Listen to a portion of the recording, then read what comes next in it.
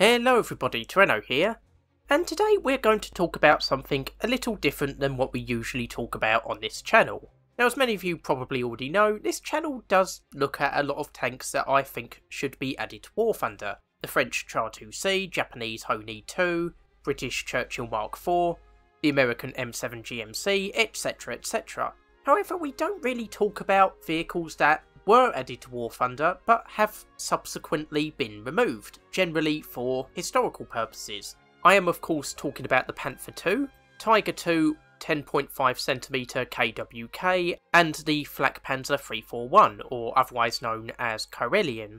Now, I should clarify, these haven't been removed as such. If you already unlocked these vehicles, you still have them unlocked.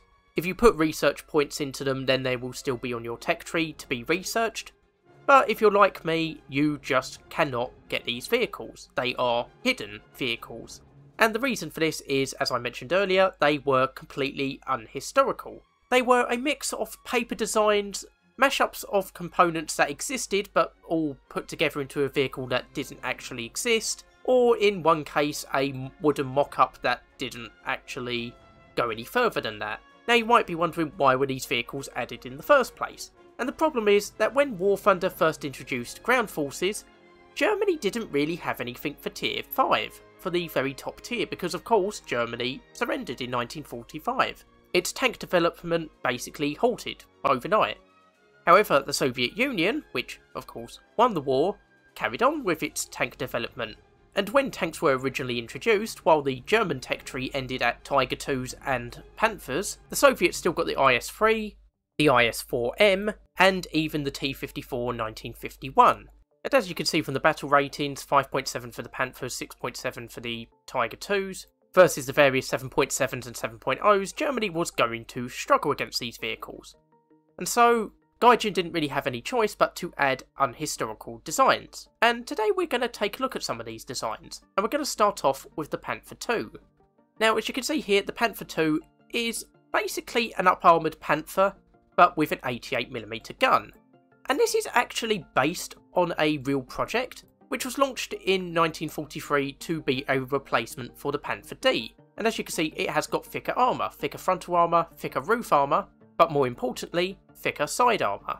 Because the Panther D only has 40mm of side armour, which technically makes it vulnerable even to Soviet anti-tank rifles, which is not particularly something you want in your main medium tank. And so the Panther II was supposed to replace the Panther D, but these armoured skirts, as you can see here, were tested on the Panther D, and they were found to basically remove the threat from Soviet anti-tank rifles. And so the Panther II project was cancelled.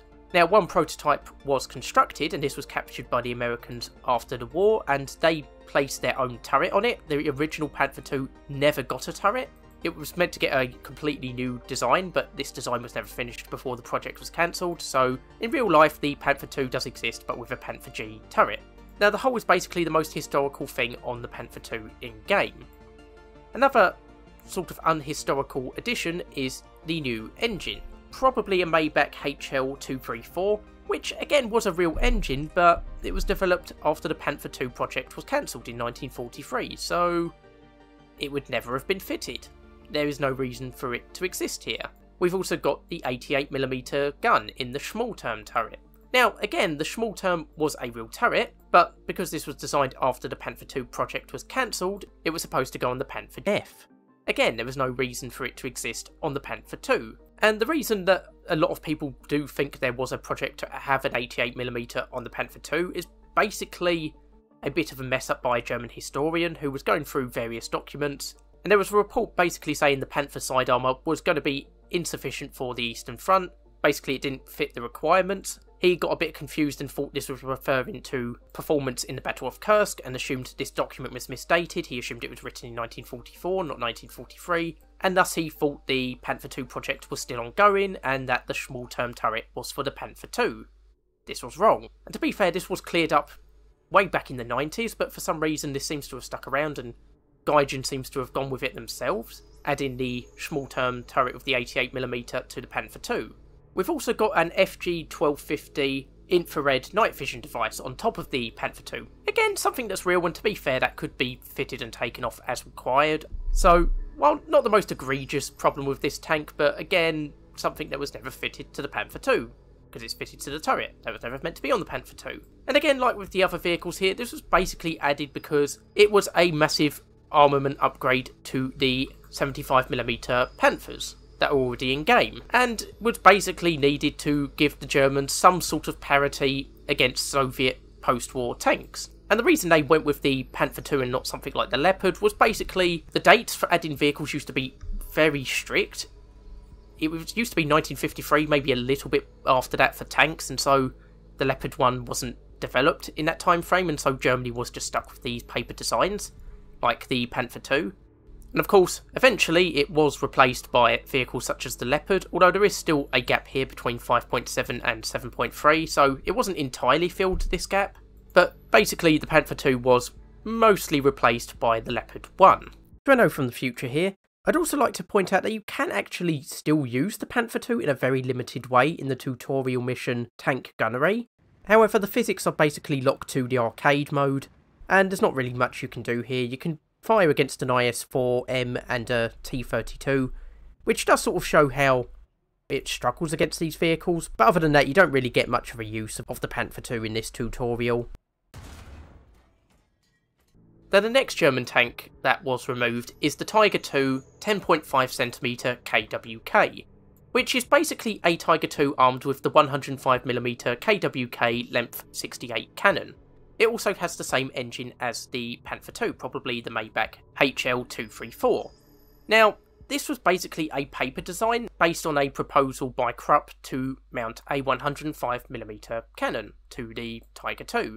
Now, this was rejected because the gun itself hadn't even been adopted at the time, and it would have required a redesign of the turret because you needed an extra loader to deal with the now two-piece ammo, which also would have slowed down the reload rate significantly.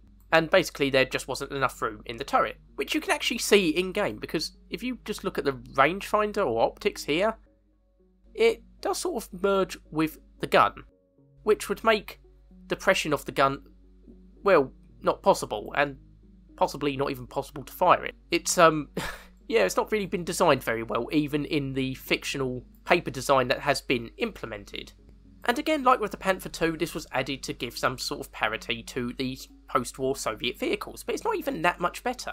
It's got a penetration of 234mm at 500 metres with APC-BC shells, but that's only 12mm more than with the 88mm on the regular Tiger IIs. Now, to be fair, it has a much bigger explosive filler, but again, you've still got to penetrate for that to work, and you have a much longer reload time. Now again, like with the Panther II, this was taken out of War Thunder or hidden, and again wasn't really given a direct replacement. The vehicle that comes after the Tiger IIH is the M48A2, which is a medium tank, so Germany never really got a proper replacement heavy tank because there wasn't a heavy tank to replace it with. And this is worse than the Panther II in some ways, because of course the Panther II was just a plain fictional tank, but at least it used actual working components. This is just something that just couldn't work in real life.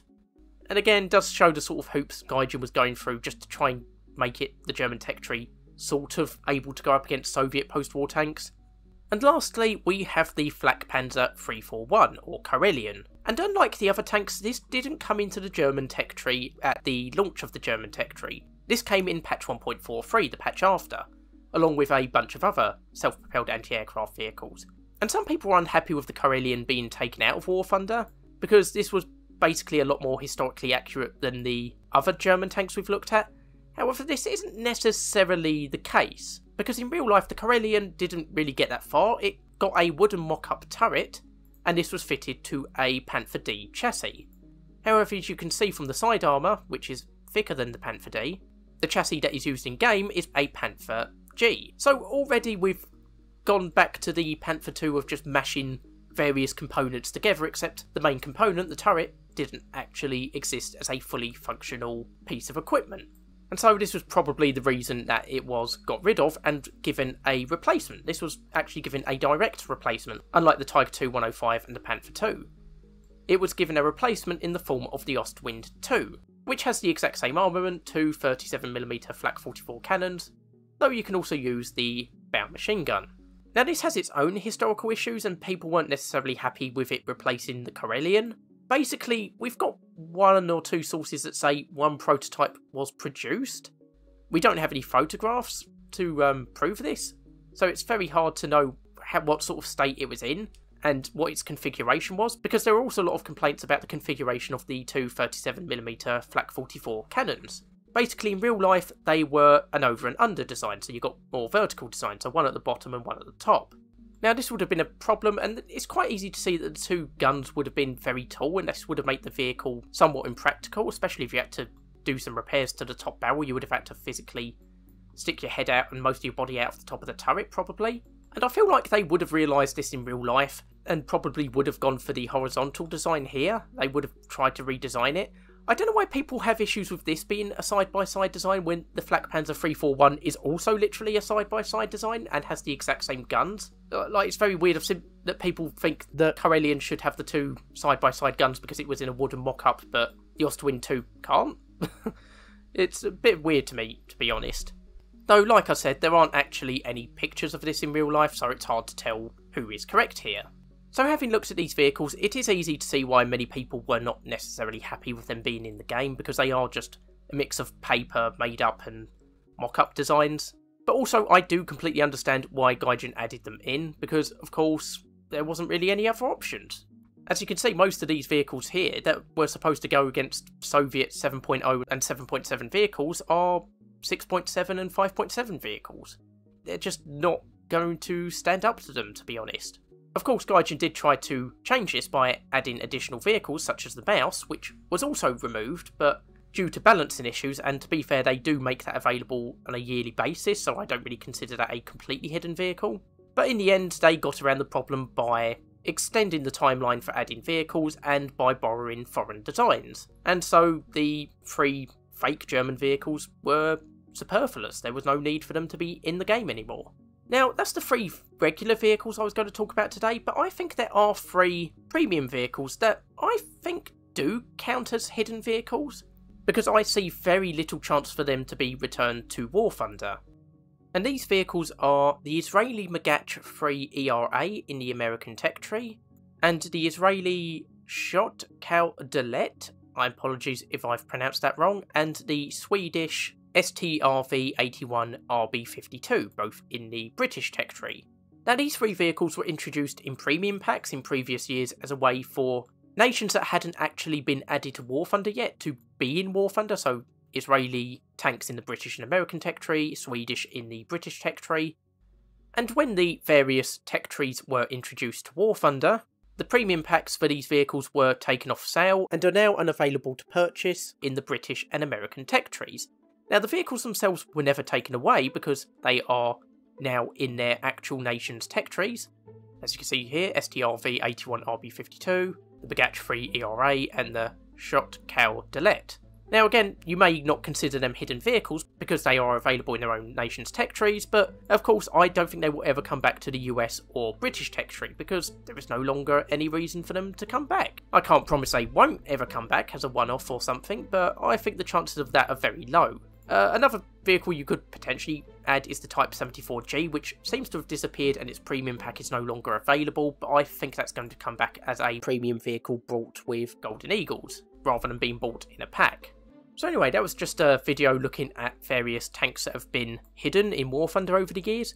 I may do a video looking at various hidden planes and boats, because I do actually have some of the planes. I've got a lot of the Italian vehicles, most of which were moved to the Italian tech tree, but not all of them. I do have some of the bombers down here. I can't remember exactly which one it was, possibly the TM and the N. I can't remember exactly off the top of my head. And also, pretty sure the Romanian vehicle is no longer available in the German tech tree. So yeah, I'd like to hear in the comments if you'd be interested in seeing those as well. Hope you enjoyed the video. Hopefully you'll join me for future episodes like this. I've been Terreno, and I'll see you next time.